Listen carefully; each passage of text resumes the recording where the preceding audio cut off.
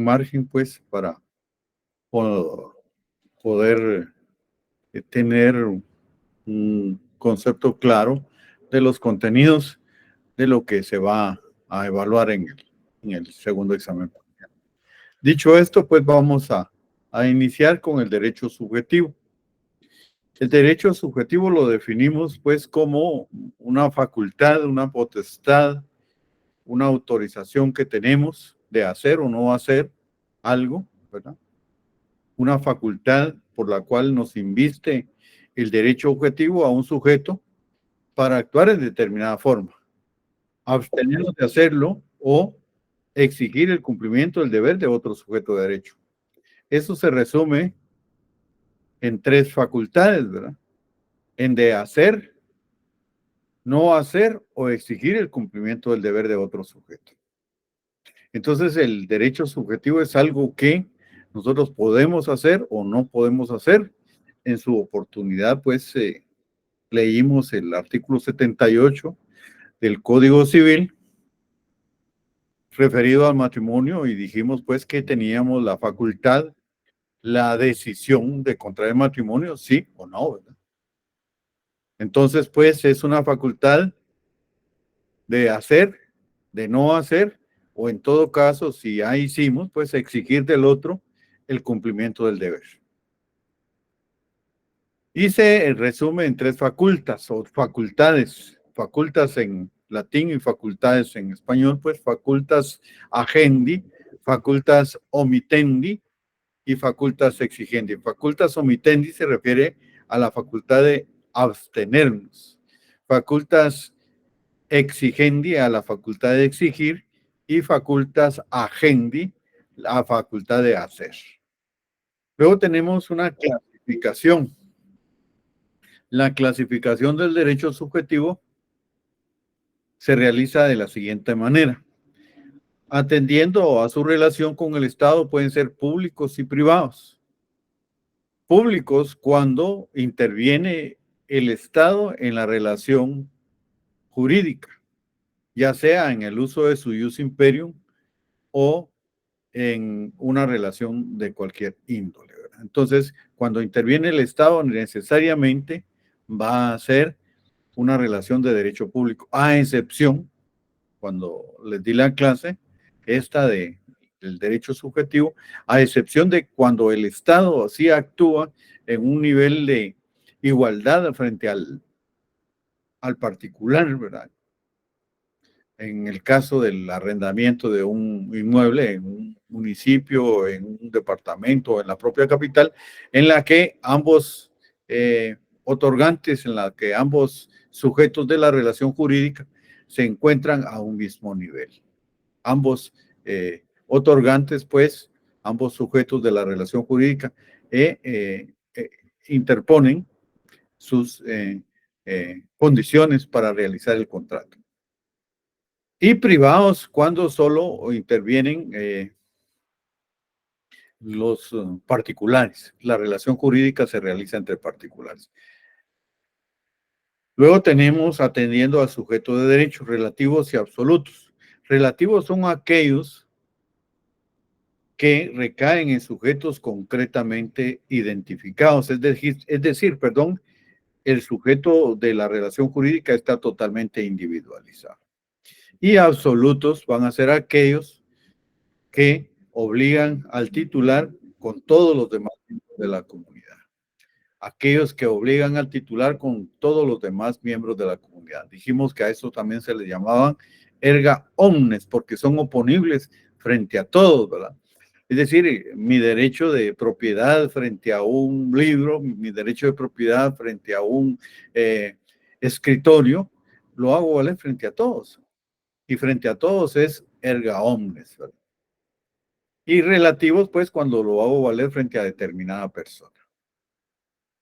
Atendiendo a la conducta, se divide en atendiendo a la propia conducta y atendiendo a la conducta ajena. Cuando es a la propia conducta, cuando el derecho es de hacer o no hacer algo, cuando yo soy el sujeto, cuando mi derecho es de hacer o de no hacer algo. Yo decido, pues sí, le voy a prestar el dinero a fulano o no le voy a prestar el dinero. hago o no hago, esa es mi propia conducta. Pero si es a la conducta ajena, es cuando le estoy exigiendo a otro que me pague. Esa es la conducta ajena. Y atendiendo a la actividad, son originarios y derivados. Originarios son todos aquellos que posee el titular con independencia de su actividad encaminada a adquirirlos. Estos derechos son establecidos fundamentalmente por la Constitución y cuyo ejercicio es inherente a la persona humana, ¿verdad? Para todos aquellos derechos que se encuentran contenidos en la Constitución Política de la República son derechos originarios. Y aquellos que se derivan que son consecuencia de la aplicación de los derechos originarios, se le llaman derivados. Es decir, el derecho del trabajo, por ejemplo, el derecho a la educación, están contenidos en la Constitución, son originarios.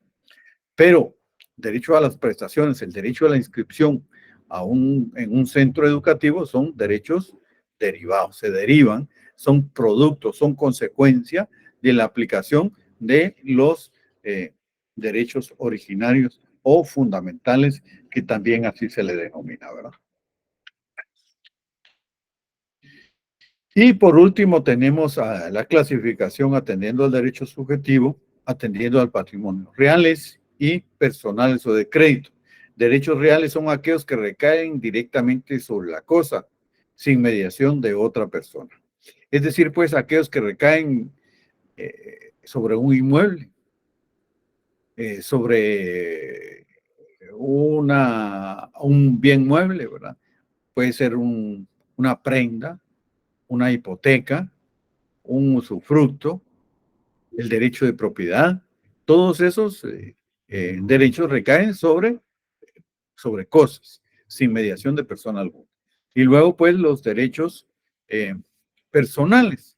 Estos derechos personales recaen, pues, como lo dice la palabra, sobre obligaciones personales, sobre uno o varios sujetos individualmente determinados. Es decir, sobre por ejemplo, en un caso de una deuda, ¿verdad?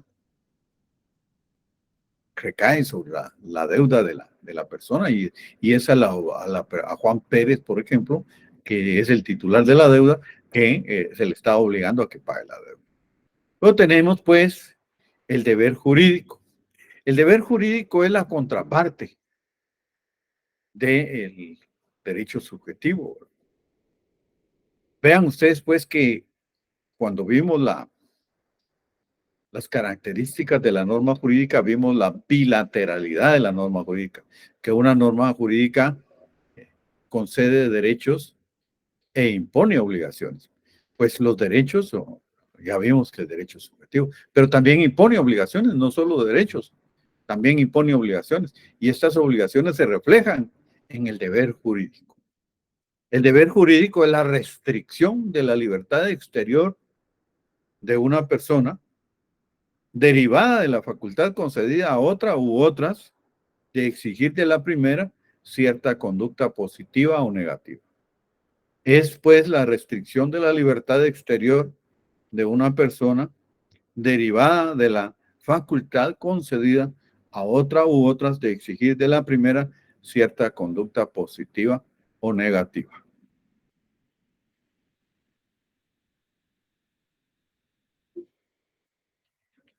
Vamos a dar ingreso a Edgar Gómez. Bien. Luego tenemos que nuestra legislación civil, está en el derecho de obligaciones, se encuentra prácticamente definido el deber jurídico en el artículo 1319, que dice que toda obligación resultante de un acto o declaración de voluntad consiste en dar, hacer o no hacer una cosa. Luego tenemos la clasificación del deber jurídico, que como les dije al principio, es un reflejo, el reflejo contrario del derecho subjetivo. Tenemos los públicos y privados, pues son los deberes públicos, son los que tienen los particulares frente al Estado, así como los deberes que el Estado que tiene frente a los particulares, ¿verdad? Y los privados son aquellos deberes jurídicos que los particulares y el Estado tienen cuando actúan como personas de derecho privado. Y atendiendo al sujeto de derecho, tenemos los relativos y absolutos. Prácticamente se van repitiendo. Son pocas las diferencias. Y los deberes jurídicos relativos son aquellos que tiene la persona producto de la relación jurídica frente a una persona concretamente identificada. Y los absolutos constituyen aquellos deberes jurídicos que obligan a todos los demás miembros de la comunidad frente al derecho de una persona individualizada. Aquí es como que si le estuviéramos dando vuelta a la moneda, ¿verdad? Pero es la misma moneda, la bilateralidad de la norma jurídica. Atendiendo a la voluntad, por voluntad propia, es atendiendo a la voluntad, tenemos por voluntad propia y por voluntad de la ley. Por voluntad propia es el deber jurídico que se efectiviza a través de la voluntad personal, en el nacimiento, en la transmisión, modificación o extinción de los mismos. Dijimos que en el nacimiento es creación, ¿verdad? Cuando se hace un contrato, cuando se transmiten derechos o obligaciones, en la modificación, cuando se modifican estos derechos. Y en extinción, cuando dejan de tener efectos jurídicos, es decir, se cumplió con un contrato.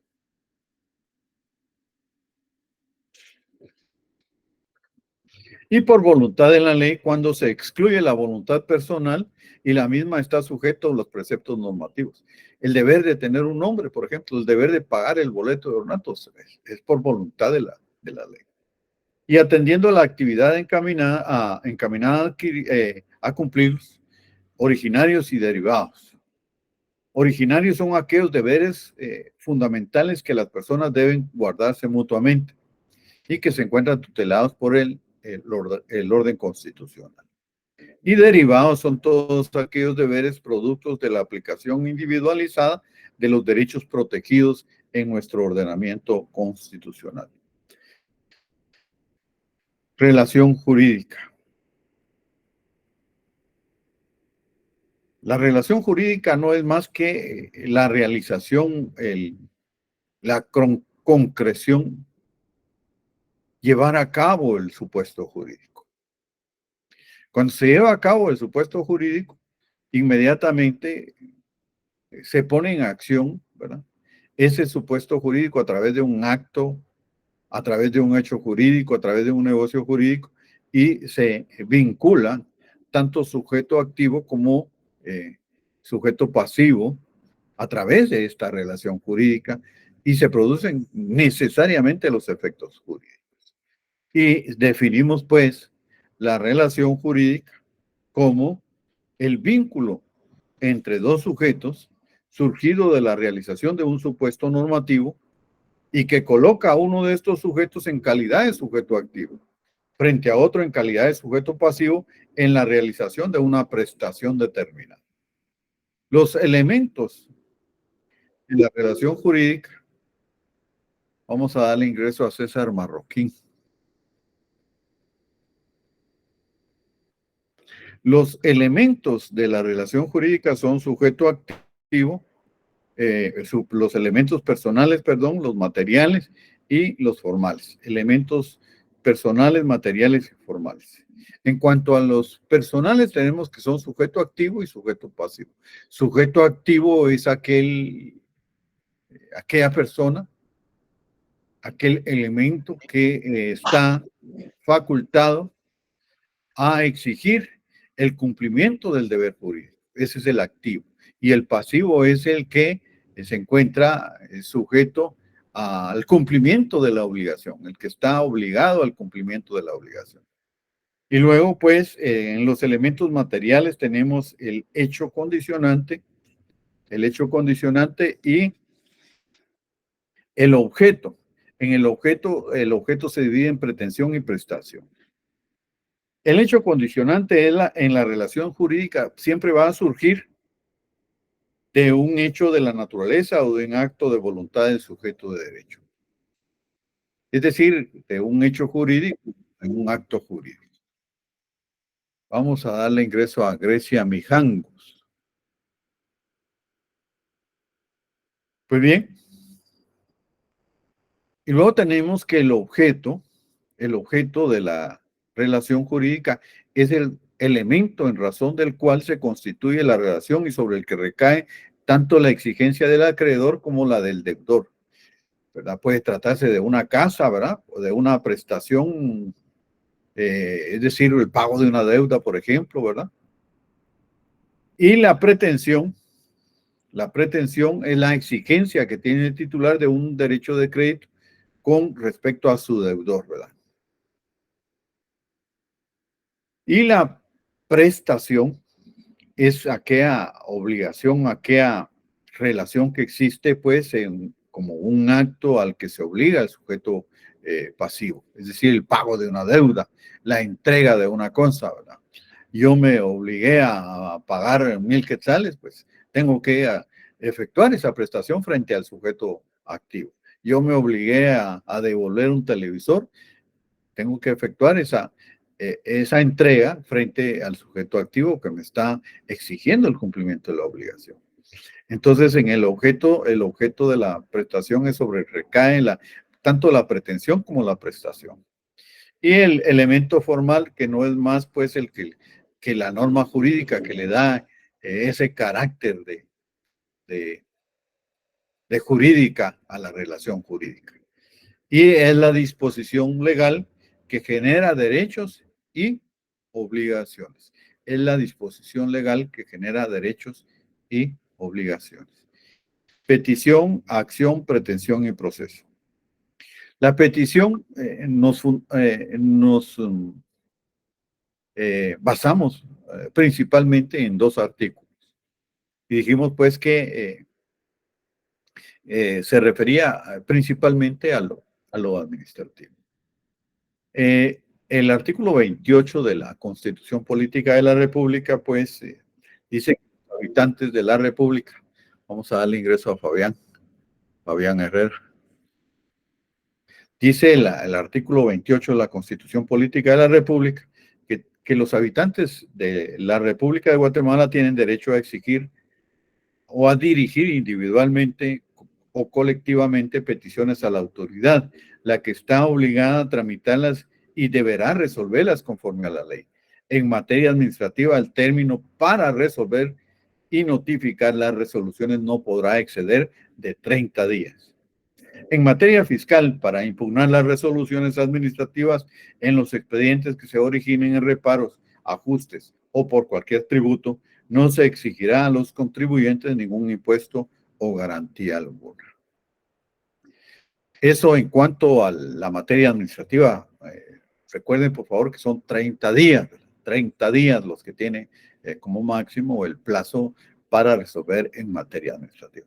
En materia política, como vamos a ver, el plazo que fija el 137 de la Constitución Política de la República es de 8 días nada más. Y dice, pues, el 137 de la Constitución Política que toda petición en esta materia deberá ser resuelta y notificada en un término que no exceda 8 días. Si la autoridad no resuelve en este término, se tendrá por denegada la petición y el interesado podrá interponer los recursos de ley. Acción. Acción la define García Maínez como la facultad de pedir a los órganos jurisdiccionales la aplicación de las normas jurídicas a casos concretos, ya sean con el propósito de esclarecer una situación jurídica dudosa, ya el de declarar la existencia de una obligación o en caso necesario hacerla efectiva. Es decir, pues, la acción es una facultad, es un derecho que tenemos, ya sea de acudir a los tribunales, ¿verdad? En el caso de cuando tenemos el derecho de exigir que se nos pague una deuda, que se nos entregue un inmueble, que se nos haga efectivo tal o cual derecho. Entonces tenemos el derecho de acción y eso está contenido en la Constitución Política en el artículo 29, que dice: toda persona tiene libre acceso a los tribunales, dependencias y oficinas del Estado para ejercer sus acciones y hacer valer sus derechos de conformidad con la ley, etcétera, etcétera. Entonces, pues, es la facultad de pedir a los órganos jurisdiccionales la aplicación de las normas jurídicas a casos concretos, ya sea con el propósito de esclarecer una situación jurídica dudosa, ya el de declarar la existencia de una obligación en caso necesario hacerla efectiva. En la pretensión no. Ahorita que estamos en el caso de la pretensión, en la pretensión ya estamos haciendo efectivo el derecho de acción. Ya lo concretamos, ya lo estamos efectivizando. Y dice la pretensión, según Alvarado Belloso, que es la declaración de voluntad hecha en una demanda mediante la cual el actor busca que el juez emita, después de un proceso, una sentencia que resuelva efectiva y favorablemente el litigio. Es decir, pues es una declaración de voluntad hecha en una demanda mediante la cual el actor busca que el juez emita, después de un proceso, una sentencia que resuelva efectiva y favorablemente el litigio. Esa es la pretensión. Luego tenemos el proceso. El proceso lo define Aguirre Godoy, un procesalista guatemalteco, que es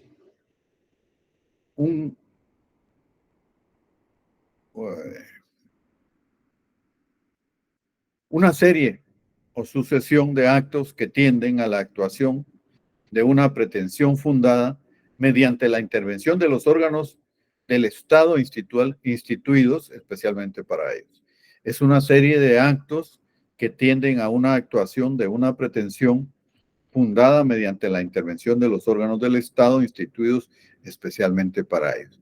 Cuando di la clase de este punto, de este tema, les dije pues que el proceso se iniciaba con una querella, con una demanda, se ofrecían los medios de prueba, se hacía un escrito inicial, se diligenciaban estos medios de prueba, se analizaban, las partes argumentaban sus pruebas, sus fundamentos de derecho, pues luego el juez dictaba sentencia. Sanción y coacción. Aquí hablamos de la sanción positiva y de la sanción negativa. La sanción positiva vimos pues que era una especie de sanción de carácter premial, es decir, de un reconocimiento, una condecoración, un premio hacia o un reconocimiento hacia las labores o los méritos de las personas en cuanto a su labor frente a la sociedad o frente al Estado. Entonces, un doctorado honoris causa, una orden del Quetzal, una orden Francisco Marroquín, son sanciones de carácter premial o positiva. La negativa es la que todos conocemos, ¿verdad? Y es pues cuando se penaliza, se castiga, se sanciona a alguna persona. Y la define García Maínez pues como la consecuencia jurídica que el incumplimiento de un deber produce en relación con el obligado. La consecuencia jurídica que el incumplimiento de un deber produce en relación con el obligado. Esa es la sanción con relación a la definición de García Maínez. Y hay dos clases de coincidencia en la clasificación, ¿verdad? De coincidencia, digo yo, de sanción, de coincidencia y de no coincidencia. Hay dos clases de sanción, de coincidencia y de no coincidencia. La sanción de coincidencia se manifiesta en el cumplimiento forzoso. Su fin consiste en obtener coactivamente la observancia de la norma. La sanción de coincidencia es aquella que se manifiesta en el cumplimiento forzoso. Su fin consiste en obtener coactivamente la observancia de la norma. En el caso de la no coincidencia tenemos que hay sanción de indemnización y sanción de castigo. De indemnización tiene como fin obtener del sancionado una prestación económicamente equivalente al deber jurídico primario. Una sanción de indemnización tiene como fin obtener del sancionado una prestación económicamente equivalente al deber jurídico primario. Y la de castigo, su finalidad inmediatamente es aflictiva. Su finalidad inmediata es aflictiva. No persigue el cumplimiento del deber jurídico primario ni la obtención de prestaciones equivalentes. Es decir, la de castigo, su finalidad inmediata no es aflictiva y no persigue el cumplimiento del deber jurídico primario ni la obtención de prestaciones equivalentes, que es la coacción. La coacción en la aplicación forzada de la sanción. Dijimos pues que la sanción era como un castigo de primer grado y la coacción es una aplicación forzada, es un castigo como de segundo grado con mayor fuerza. Y la jurisprudencia técnica, esa la analizamos, lo pudimos, otorgamos un tiempo prudencial para que se aprendiera la definición. En este momento, pues, la decimos nuevamente, que es aquella que tiene por objeto la exposición ordenada y coherente de los preceptos jurídicos que se hallan en vigor en una época y en un lugar determinado y el estudio de los problemas relativos a su interpretación y aplicación.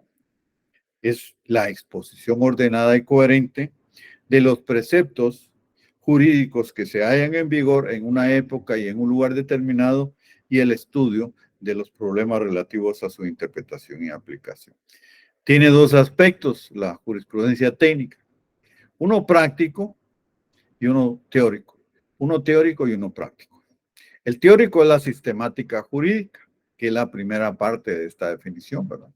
La exposición ordenada y coherente de los preceptos jurídicos que se hagan en vigor en una época y en un lugar determinado.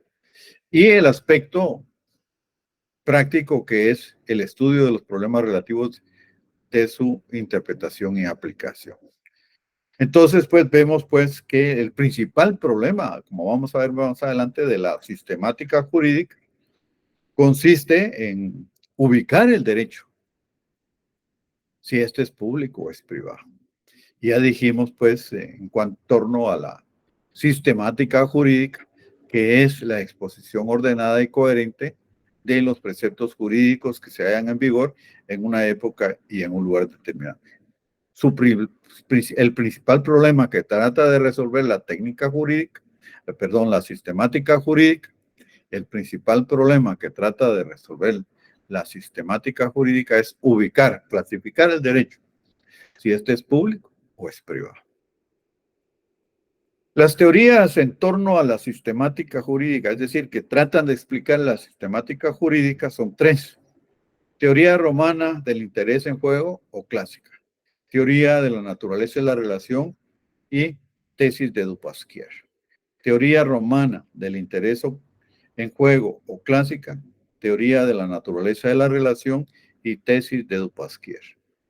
En cuanto a la teoría del interés en juego romana o clásica, podemos decir que depende de la índole o el interés que se garanticen o se protejan. Es decir, si el interés es individual, estamos frente al derecho privado. Y si el interés protegido o tutelado es común o es colectivo, estamos frente al derecho público. Si es colectivo, estamos frente al derecho público. Pero si es individual, es particular, estamos frente al derecho privado en cuanto al interés que se esté protegiendo. Luego tenemos teoría de la naturaleza de la relación, parte de la posición que ocupa el Estado. Si el Estado actúa en su calidad de ente soberano imponiendo su voluntad, siempre va a ser de derecho público. Siempre, absolutamente siempre, ¿verdad? Y luego la tesis de Dupasquier dice, no, señores, todo el derecho es promulgado y sancionado por el Estado, por lo tanto, todo el derecho va a ser público. Esa es la tesis de Dupasquier. Los derechos que se encuentran contenidos de acuerdo a la clasificación tradicional en el derecho público son todos, absolutamente todos, a excepción solo de 3,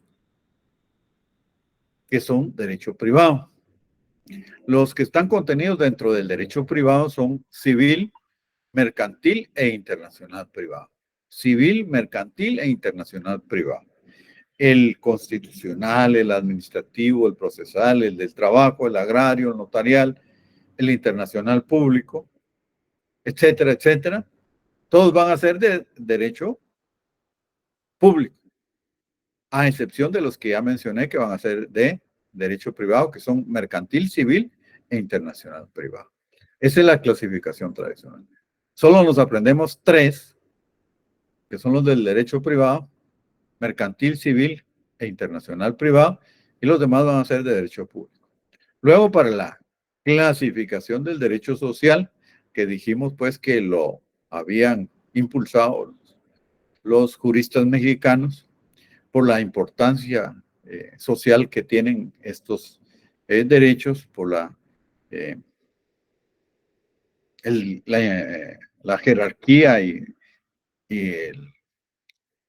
la influencia que tienen en el desarrollo de los pueblos, este tipo de derechos como el agrario, el de familia, el derecho del trabajo y el derecho de la seguridad social, los extranjeros del derecho público. O sea que estos prácticamente son públicos y también a la vez son sociales, ¿verdad?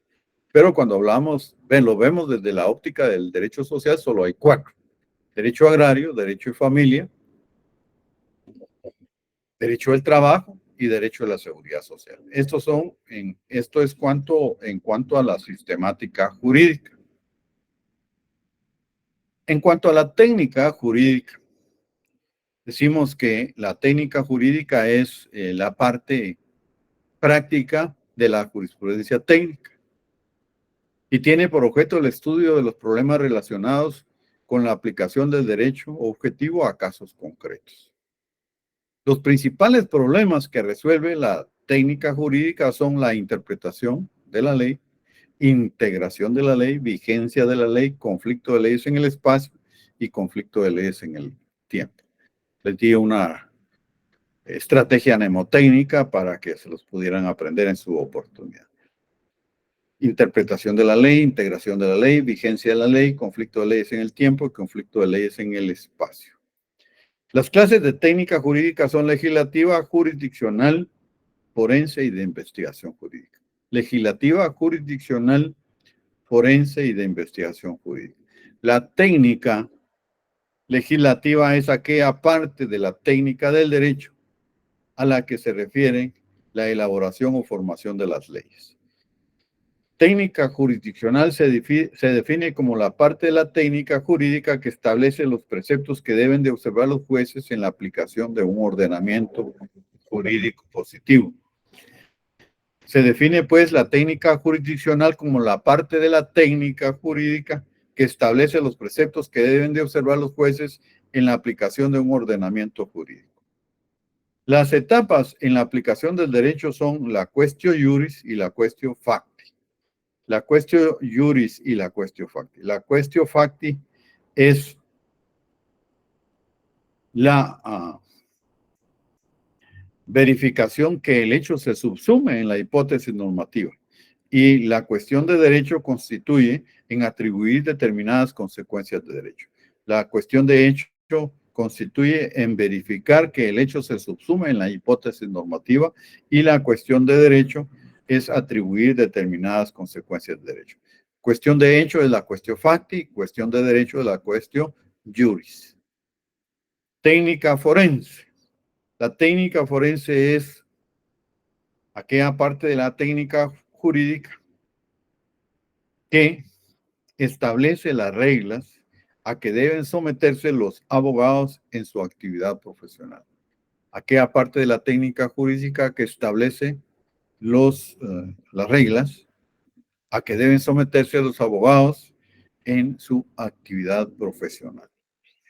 Y la técnica de investigación jurídica, que no constituye propiamente dicha una técnica práctica, sino de orden teórico, sino que tiene un objetivo propiamente de aprehensión de datos para el conocimiento sistemático o histórico del derecho. Tiene un objetivo prácticamente de aprehensión de datos para el conocimiento sistemático o histórico del derecho. Pues bien, hay algunos minutos ahí para contestar algunas preguntas que tengan. Ya les digo, pues no hay suficiente tiempo para poder explicar de nuevo todos los temas. Pero si hay preguntas puntuales, con mucho gusto.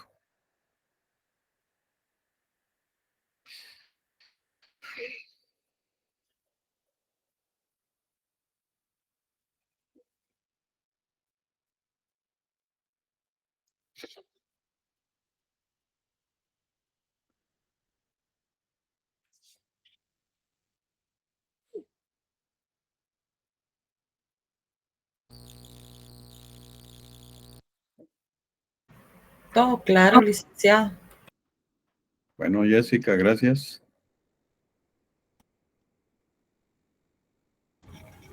Todo claro, licenciado, gracias.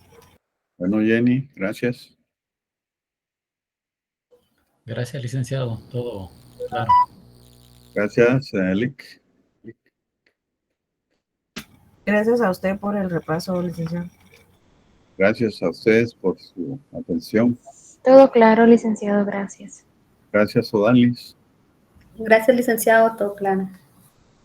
Sí, espero que en este examen los resultados sean mejores que el primer parcial y que suba el promedio, ¿no? Sí, licenciado, gracias. Gracias, licenciado.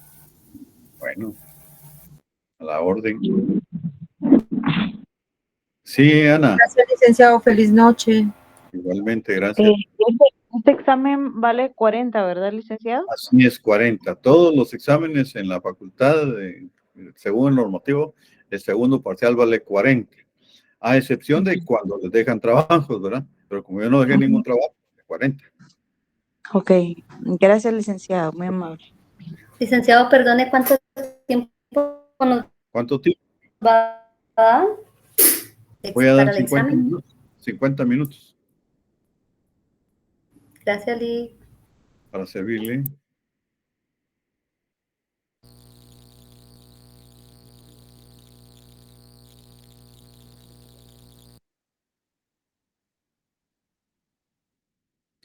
Bien, muchas gracias. Les agradezco mucho su atención. Pasen feliz noche y les deseo en el examen también muchos éxitos. Feliz noche. Gracias por su apoyo. Feliz noche.